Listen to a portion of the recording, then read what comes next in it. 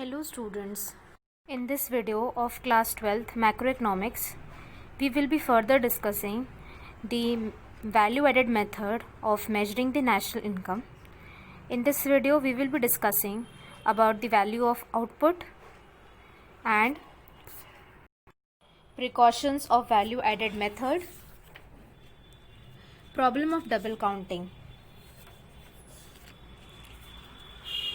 हमने अभी तक क्या पढ़ा है कि वैल्यू एडेड मेथड क्या होता है। तो वैल्यू एडेड मेथड में हम क्या करते हैं, addition of value to the raw materials by a firm by virtue of its productive activities. जो भी फर्म्स है, जो भी वैल्यू एडिशन करती है रॉ मटेरियल्स में, उसकी प्रोडक्टिव एक्टिविटीज़ को, उसे हम क्या करते हैं, ऐड करते हैं वैल्यू एडेड मेथड में, और उसी के थ्रू हम क्या कैलकुलेट करते हैं, gross domestic product at market price. किसी भी इकोनॉमी में जितनी भी प्रोड्यूसिंग यूनिट्स हैं, वो जो भी वैल्यू ऐड कर रही हैं उससे हम बोलते हैं gross value added at market price. तो जब हम समेशन करते हैं gross value added at market price का, तो हमारे पास आता है gross domestic product at market price. Value added का फॉर्मूला हमने देखा था कि वैल्यू एडेड का फॉर्मूला है value of output minus intermediate consumption. और इंटरमीडिएट कंजम्पशन क्या होता है, जो हम रॉ मटेरियल्स या फिर इंटरमीडिएट गुड्स को यूज़ करते हैं प्रोडक्शन प्रोसेस में, वो इंटरमीडिएट कंजम्पशन कहलाता है। इंटरमीडिएट गुड्स की जो वैल्यू होती है वो फाइनल गुड्स के साथ क्या हो जाती है, मर्ज हो जाती है। लेकिन अगर वैल्यू ऑफ मशीनरी है, वो फाइनल गुड्स के साथ उसकी वैल्यू मर्ज नहीं होती है। ठीक है, अगर क्वेश्चन में हमें इंटरमीडिएट कंजम्पशन दे रखा होगा तो हम ये मानेंगे कि इसमें इम्पोर्ट्स ऑलरेडी इंक्लूडेड हैं और हम इम्पोर्ट्स को ऐड नहीं करेंगे। लेकिन क्वेश्चन में डोमेस्टिक परचेज दे रखा होगा तो इंटरमीडिएट कंजम्पशन को कैलकुलेट करने के लिए हम डोमेस्टिक परचेज प्लस इम्पोर्ट्स करेंगे। अब हम हमारे नेक्स्ट टॉपिक पे आते हैं, जो है वैल्यू ऑफ आउटपुट। तो वैल्यू ऑफ आउटपुट क्या होता है, सबसे पहले हम ये समझते हैं कि वैल्यू ऑफ आउटपुट क्या होता है। ओके, तो वैल्यू ऑफ आउटपुट होता है, it refers to the market value of all goods and services produced during a period of 1 year। एक साल के अंदर जो भी market value of all goods and services हमने प्रोड्यूस करी है वो किस में आएगी, वैल्यू ऑफ आउटपुट में। ठीक है, अगर हमने पूरा हमारा आउटपुट सेल कर दिया है, ठीक है, हमारा पूरा आउटपुट हमने सेल कर दिया है, तो वैल्यू ऑफ आउटपुट हमारा किसके बराबर होगा, सेल्स के बराबर होगा। लेकिन जब हमने हमारा पूरा आउटपुट, एंटायर आउटपुट नहीं सेल करा है, तो वैल्यू ऑफ आउटपुट का फॉर्मूला क्या होगा, वैल्यू ऑफ आउटपुट का फॉर्मूला होगा sales plus change in stock.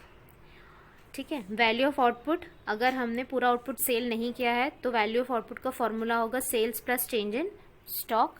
और चेंज इन स्टॉक का फॉर्मूला क्या होता है, opening stock minus closing stock. Okay, अब एक और तरीका जिससे हम वैल्यू ऑफ आउटपुट कैलकुलेट कर सकते हैं, कितनी क्वांटिटी हम सेल कर रहे हैं into price, quantity into price plus change in stock.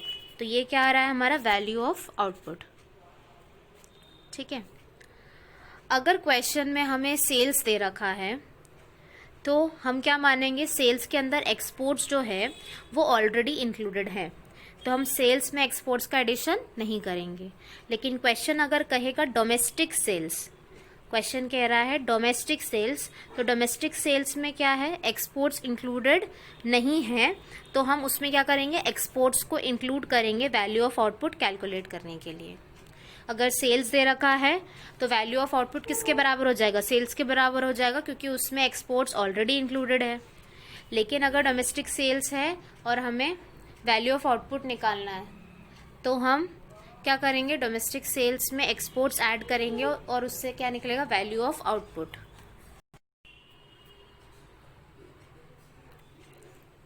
अब हमारे पास जो नेक्स्ट चीज़ है,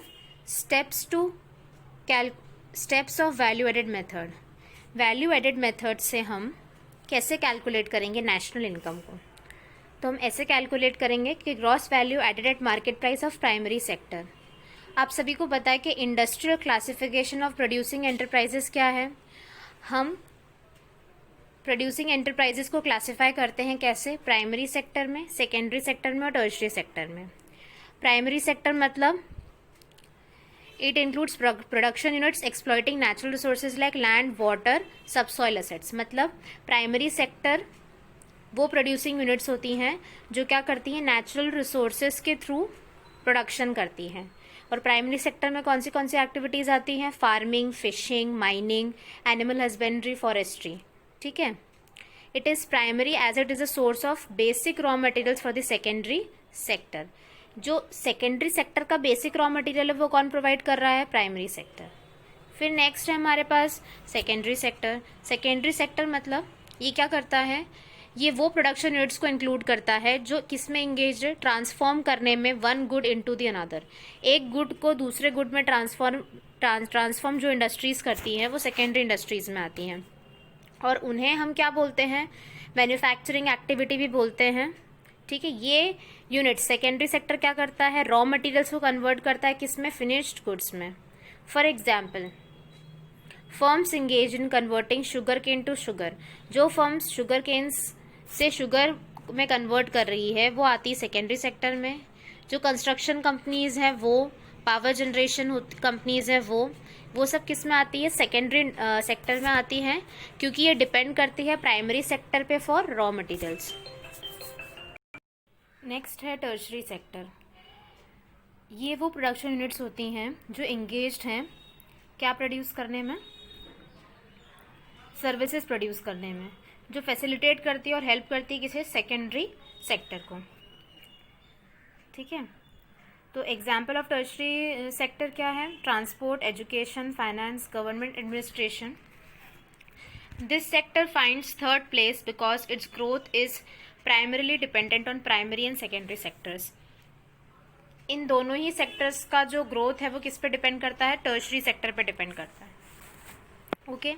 इन तीनों का सम किसके बराबर होगा, gross domestic product at market price के बराबर होगा. फिर उसमें से जब हम डेप्रिसिएशन माइनस करेंगे तो ग्रॉस से हम नेट पे आ जाएंगे. जब नेट इनडायरेक्ट टैक्स माइनस करेंगे तो एमपी से एफसी पे आ जाएंगे. और जब एनएफआईए ऐड कर देंगे तो नेशनल इनकम आ जाएगा जो है एनएनपी एफसी. तो ये स्टेप्स है क्या कैलकुलेट करने की, national income by value added method. अब नेक्स्ट है कौन से प्रिकॉशंस के बारे में ध्यान रखना होगा जब हम वैल्यू एडेड मेथड को यूज़ करेंगे. तो सबसे पहला ये, intermediate goods are not to be included in the national income. हम इंटरमीडिएट गुड्स को क्या करेंगे, नेशनल इनकम में इंक्लूड नहीं करेंगे. क्यों, क्योंकि इन्हें हम फाइनल गुड्स की वैल्यू में ऑलरेडी इंक्लूड कर चुके हैं. और अगर हम एक बार और इंक्लूड करेंगे तो उसके कारण क्या होगा, डबल काउंटिंग की प्रॉब्लम आ सकती है. फिर सेल या purchase of second hand goods. Sale या purchase of second hand goods को हम इंक्लूड नहीं करते हैं क्योंकि ये ऐड नहीं करते हैं current flow of goods and services को. इन्हें जब हमने फर्स्ट टाइम सेल करा होगा तब इंक्लूड करा होगा, इसलिए हम वापस से इसे नेशनल इनकम में इंक्लूड नहीं करते हैं.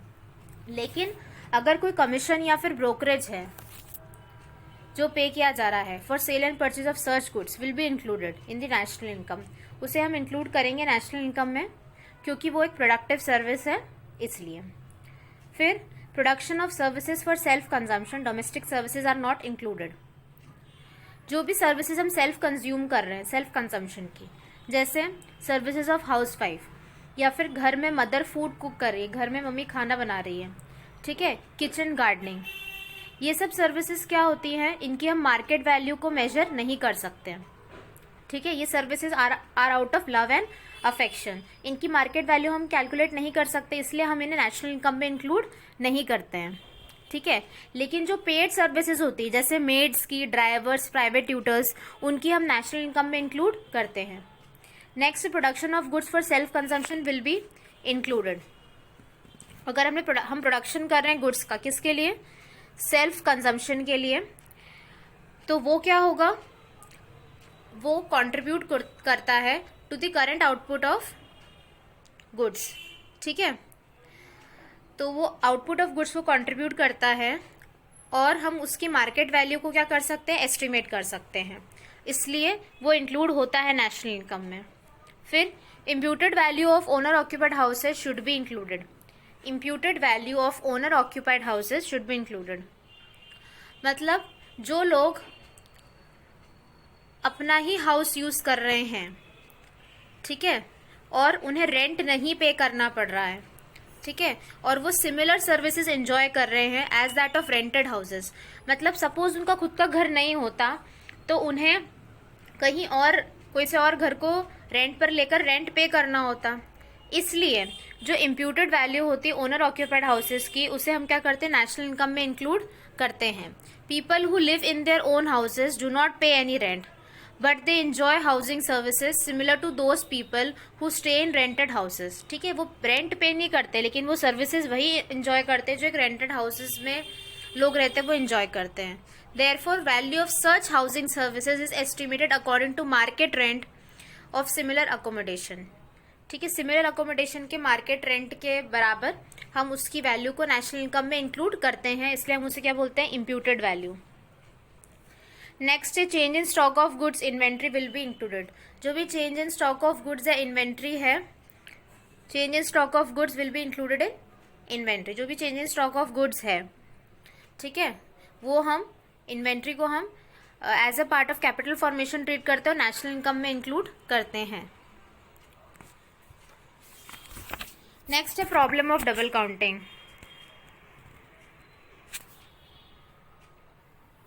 Problem of double counting. Double counting का मतलब होता है counting of an output more than once while passing through the various stages of production.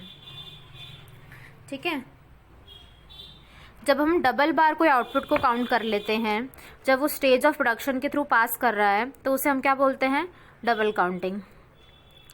ये प्रॉब्लम ऑफ डबल काउंटिंग तब होती है जब value of intermediate goods is also included along with the value of final goods. ठीक है, value of final goods में value of intermediate goods भी included होती है, तब ये प्रॉब्लम आती है डबल काउंटिंग की। कमोडिटी क्या होती है, वेरियस स्टेजेस को पास करती हैं फाइनल स्टेज पर पहुंचने से पहले। ठीक है, when value of commodity is taken at each stage, जब हम वैल्यू ऑफ कमोडिटी को हर स्टेज पे लेते हैं तो it is likely to include the cost of inputs more than once. तो डबल बार क्या हो जाता है, हमारा कॉस्ट ऑफ इनपुट्स इंक्लूड हो जाता है, और double bar cost of inputs include हो जाता है तो उसके कारण क्या होता है, डबल काउंटिंग होता है। ठीक है, इसे हम समझ सकते हैं। डबल काउंटिंग को हम एक एग्जाम्पल के थ्रू समझते हैं कि फॉर एग्जाम्पल एक फार्मर है, एक मिलर है और एक बेकर है। ठीक है, फार्मर ने क्या करा, 50 kg ऑफ वीट प्रोड्यूस करा और सेल करा एक मिलर को। मिलर मतलब जो वीट को फ्लोर में कन्वर्ट करता है, आटा चक्की वाला। तो 500 रुपीज़ में, ठीक है, वीट सेल करी किससे, फ्लोर मिलर को। ठीक है, जो फार्मर है उसके लिए फाइनल प्रोडक्ट की वैल्यू क्या है, 500। ठीक है, और हम इसमें अज्यूम करेंगे कि intermediate cost of the farmer क्या है, 0 है। तो वैल्यू एडेड कितनी करी फार्मर ने, 500 की करी। ठीक है, अब नेक्स्ट है मिलर। मिलर के लिए वीट एक इंटरमीडिएट गुड है। मिलर के लिए जो वीट है वो एक इंटरमीडिएट गुड है और उसने उसे कन्वर्ट करा है इनटू फ्लोर। वीट को फ्लोर में कन्वर्ट करा है मिलर ने और उसकी वैल्यू कितनी है, 700 है। ठीक है, और फिर उसने 700 में किसे बेचा है, बेकर को। ठीक है, अब फाइनल वैल्यू ऑफ फ्लोर कितना है, 700। ठीक है, अब इसमें वैल्यू एडेड कितना है, 700 माइनस 500 दैट इज 200। ठीक है, अब मिलर ने ये फ्लोर किसको बेचा है, बेकर को। अब बेकर के लिए इंटरमीडिएट गुड क्या है, फ्लोर है।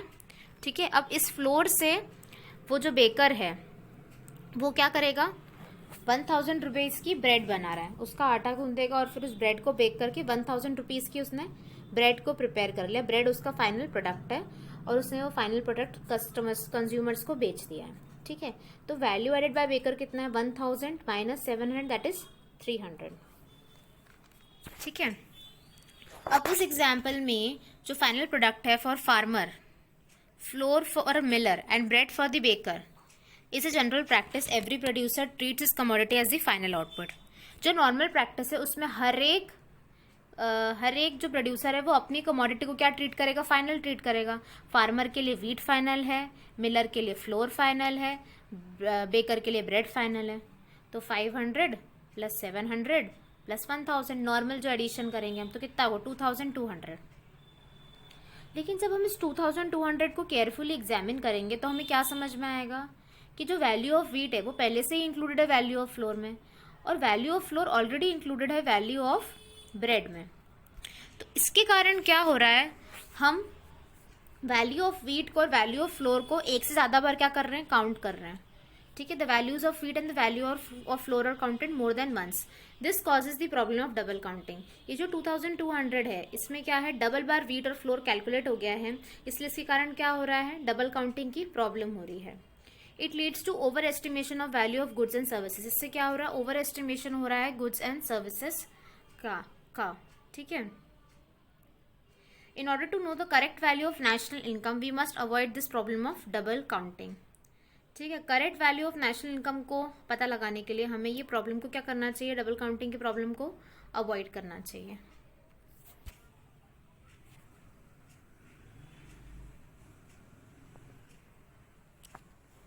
ठीक है, हम इसे अवॉइड कैसे कर सकते हैं, दो मेथड से अवॉइड कर सकते हैं, फाइनल आउटपुट मेथड और वैल्यू एडेड मेथड। ठीक है, हम केवल फाइनल वैल्यू ऑफ गुड्स ले लें। ठीक है, फाइनल वैल्यू ऑफ गुड्स क्या थी, value of bread 1000 final value of goods है, तो हम अगर इसको ले लेंगे तो सही कैलकुलेट कर पाएंगे हम नेशनल इनकम को। और वैल्यू एडेड अगर ले लें हर स्टेज पे, केवल वैल्यू एडेड, तो हमारी सही नेशनल इनकम मिल जाएगी। Sum total of value added by each producing unit, sum total of value added by each producing unit ले लेंगे तो भी हमारी सही नेशनल इनकम आ जाएगी। ठीक है, फार्मर के लिए वैल्यू एडेड 500, मिलर के लिए 200 और बेकर के लिए 300, तो कितनी आ गई टोटल 1000। ठीक है, तो ये चीज़ है। और लास्ट चीज़ हमारे पास है वो है sum of value added is equal to sum of factor incomes. जितनी वैल्यू ऐड हमने करी है वो किसके बराबर होती है, सम ऑफ फैक्टर इनकम्स के बराबर होती है। Production means addition to the value of inputs through combined efforts of factors of production, जैसे land, labour, capital, enterprise. Production हम तभी कर पाते हैं जब सारे फैक्टर्स ऑफ प्रोडक्शन वर्क करते हैं साथ में मिलके, land, labour, capital, enterprise. It means value added is nothing but the contribution made by different factors of production in the production process. Value added क्या होती है, जो भी कॉन्ट्रीब्यूशन कर रहा है फैक्टर्स ऑफ प्रोडक्शन है वो वैल्यू एडेड होती है। Okay, the producer distributes this NVA, net value added factor cost, among the owners of factors of production as rent, wages, interest and profit। Okay, अब क्या करते हैं, जो प्रोड्यूसर्स है वो जो net value added factor cost है उसे ओनर्स ऑफ प्रोडक्शन को डिस्ट्रीब्यूट कर रहे हैं, वो कैसे, रेंट, वेजेस, इंटरेस्ट और प्रॉफिट की तरह। इसलिए जो सम ऑफ वैल्यू एडेड होता है वो हमेशा किसके बराबर होता है, सम ऑफ फैक्टर इनकम्स के बराबर होता है। I hope that through this video you have understood the concept of value of output, problem of double counting. Thank you.